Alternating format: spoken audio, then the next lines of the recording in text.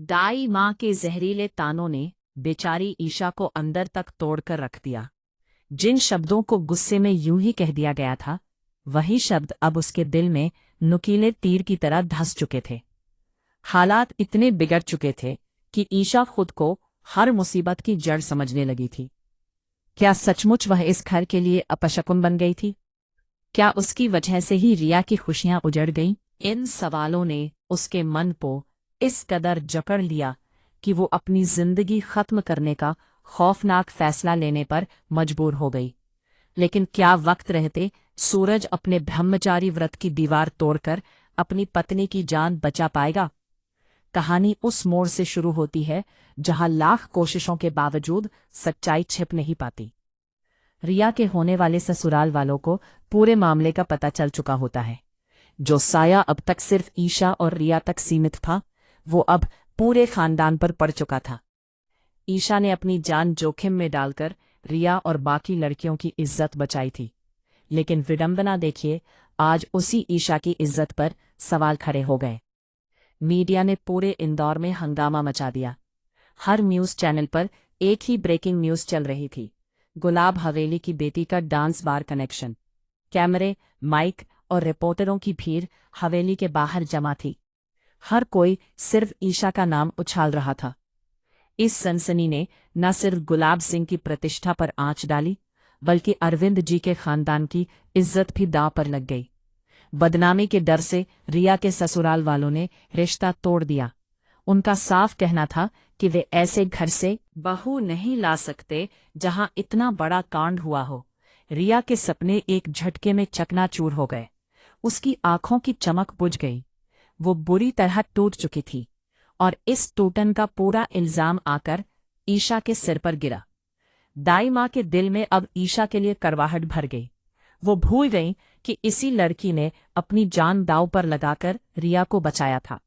गुस्से में उन्होंने कह दिया, जब से यह महारानी इस घर में आई है, हमारे सुख चैन को किसी की नजर लग गई है। पहले सब कितना खुश थे और अब देखो, हर तरफ दुख ही दुख। उनके ये शब्द ईशा के सीने में चुभ गए। वो पहले ही उस हादसे से उबर नहीं पाई थी जहां उसकी इज्जत नीलाम होते होते बची थी, और अब अपने ही घर में उसे दोषी ठहराया जा रहा था। ईशा की हिम्मत जवाब दे गई। आंखों से आंसू बहते रहे, पर होंठ खामोश थे।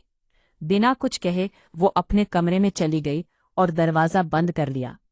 कमरे में पसरा सन्नाटा उसके भीतर के तूफान से बिल्कुल उलट था। वो खुद को आईने में देख रही थी, एक ऐसी औरत जिसे हर कोई बदनसीब मान रहा था। उसके मन में बस एक ही ख्याल घूम रहा था, शायद मेरी वजह से सब बर्बाद हो गया। के साथ उसने एक फंदा तैयार किया। कांपते हाथ, टूटता दिल और बेबस आत्मा, सब कुछ जैसे थम सा गया था। वो कुर्सी पर चढ़ी और फंदा गले में डालने ही वाली थी कि उसी वक्त सूरज को अचानक अजीब सी बेचैनी महसूस हुई। उसका दिल जोर जोर से धड़कने लगा, जैसे कोई अनहोनी होने वाली हो। वो भागता हुआ ईशा के कमरे तक पहुंचा और दरवाजा खटखटाने लगा। ईशा जी, दरवाजा खोलिए। उसकी आवाज में घबराहट साफ झलक रही थी, लेकिन अंदर से कोई जवाब नहीं आया। सूरज की बेचैनी अब डर में बदल चुकी थी।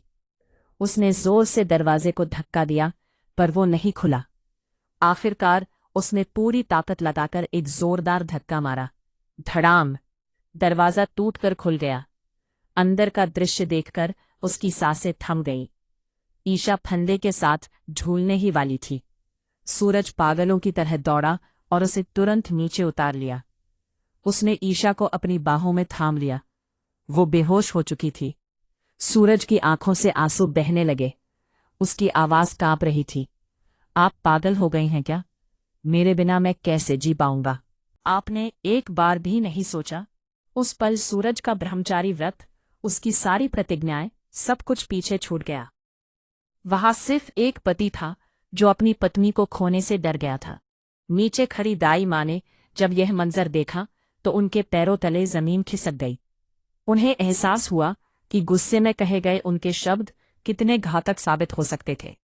क्या उनके तानों ने ईशा को इस हद तक धकेल दिया? क्या वह अपनी गलती स्वीकार कर पाएंगी? अब सवाल सिर्फ ईशा की जिंदगी का नहीं था। रिया की टूटी हुई सगाई, परिवार की बदनामी और सूरज ईशा के रिश्ते पर लगा दाग, इन सब का क्या होगा? क्या रिया की जिंदगी दोबारा पटरी पर आ पाएगी?